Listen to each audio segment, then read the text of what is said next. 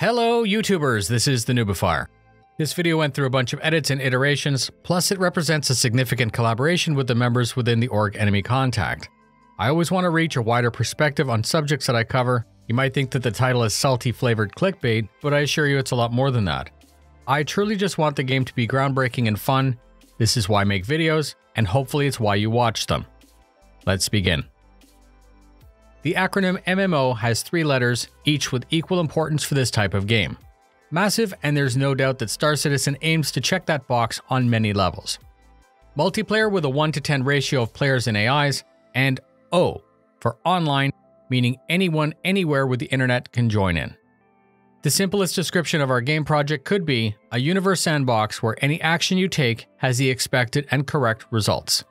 These actions and results are going to happen either alone, against AI, or against other players. Groups of players can work with or against other groups. That becomes the challenge, the enjoyment of unexpected results, which forces you to think and react to gain or keep the advantage. Lots of words to say, I plan to have fun, and challenging games with more depth are more fun for me. The critical success and failure of such a game is the player base, because regardless of how groundbreaking the game is, if no one's playing it, it won't matter.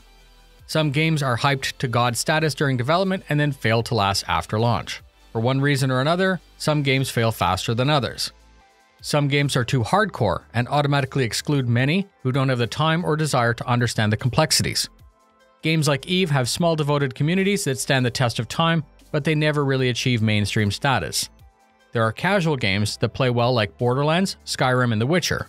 Play through once or twice, wait for some DLC, and then pick it up again. A game is only as good as the who and the how many and for how long people are engaged in it. Active communities result in active development effort. This is meant to keep the content fresh and the activity up. The activity generates the hype that fuels the cycle even more. This is the result that I wish for starcitizen. Ideally, we as backers should want the game to be played in large numbers for at least as long as it took to create it. There's quite the mixed bag of backers who support starcitizen. We have people who want to go about their business in peace, and others who wish to make it their business to disrupt yours. Killing for sport, killing for profit, killing for reputation is and has always been the design reality since day one. This is why you'll never see a PvP slider and why private servers may not happen until many years after launch, if at all. There will be pad rammers, griefers, glitchers, trolls, stream snipers, and people who have nothing better to do with their time than to break your game session. These people will be part of our game, and the law system, when balanced correctly, will deter with a correct cost for breaking the rules, either in time, money, or both.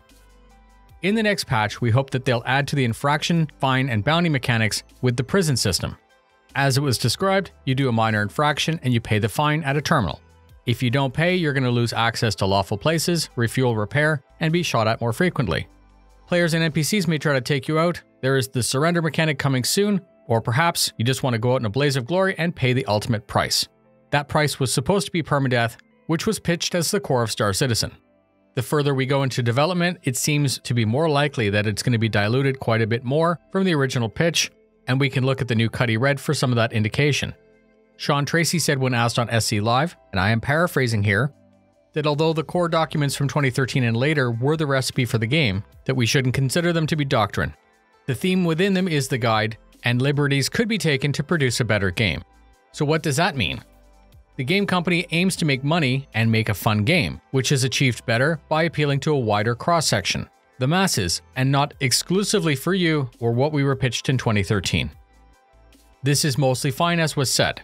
More people who play longer, the better the return the company gets on their investment. We have seen high skill entry mechanics from early patches become lower, and we've been told not to worry. Not to worry because the skill would be shifted towards research and finding and outfitting the right meta for the situation. Gear for your ship, gear for yourself, knowing the right places to trade, the right places to gather resources. Knowing the right combination of gear might give you as much of an advantage as knowing how to fly better, and I know that I plan to do both. This still sounds counter to what was pitched and to what we had before in 2.5, but I understand where this desire to cater to the masses is coming from. I read a funny comment on Reddit the other day that the casuals will ruin the game, but isn't playing on an empty server just as stupid. So they're shifting to a new balance, and I have documented my reservations. You can see it in the flight model, in auto-aim, auto-assist on turrets, and other efforts being placed towards systems like law to level things out, to level what's seen as fair and appeal to more. If I have 10 days, 10 hours, or 10 minutes to commit to Star Citizen per month, shouldn't it be our desire to cater something to everyone? That doesn't mean that everyone should have easy access to all mechanics in all sectors of the universe. It just means that players in HiSec should expect to be mostly left alone. So what about prison? If you do something illegal, get ready for a new Star Citizen, and counter to the title of this video, I am actually excited to see, test, and play prison.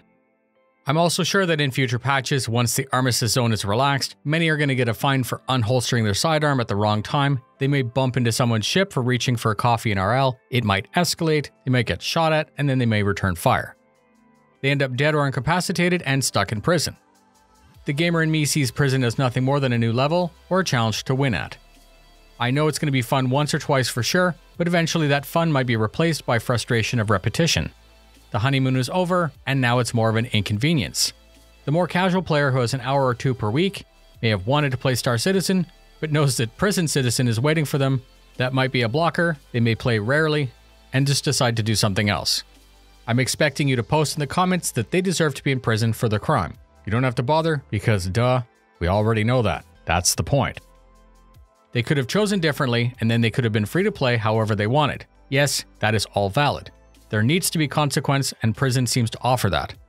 The topic is purposely chosen to be polarizing, and all we're doing here is exploring development to identify how it might play out. Prison will need to be a deliberate time sink. You arrive in the automated prison with a new type of credit called merit that you need to accumulate to leave prison.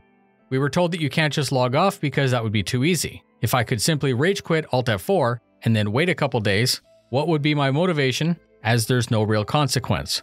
I would just play something else or log in as one of my alt accounts until that time is run down, be that a day or a week. I would wait, and so would you.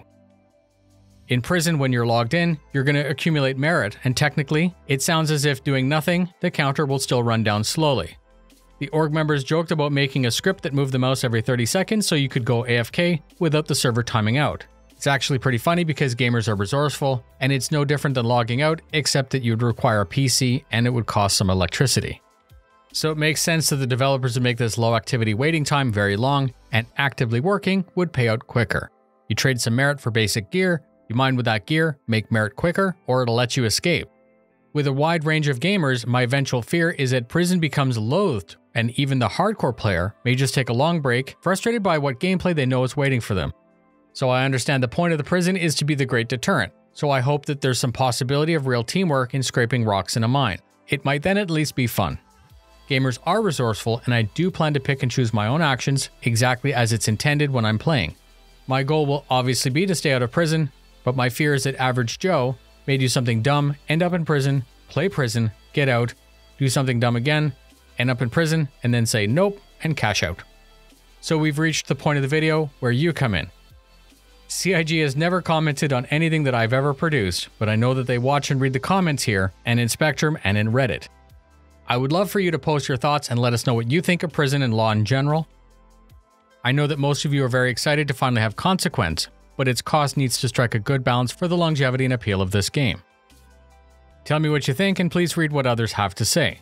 Obviously, prison, if it releases on time, is going to be the main focus of 3.9 content. I've already designed a script that's going to move the mouse around a little bit so the server doesn't log me out. I plan to log in on a laptop with the graphics setting on low and film a time lapse to see if it's possible to just serve out your time while AFK and how long that would actually take. This is all for science. I'll also be testing how long on average it takes to play through as intended to get a sense for the effort and balance of the system. Thank you very much for spending your time with me. This is a community-supported YouTube channel that offers its content ad-free. If you like that and want to support, please do. Please consider sharing the video if you got something out of it. Fly safe, and I'll see you in the verse.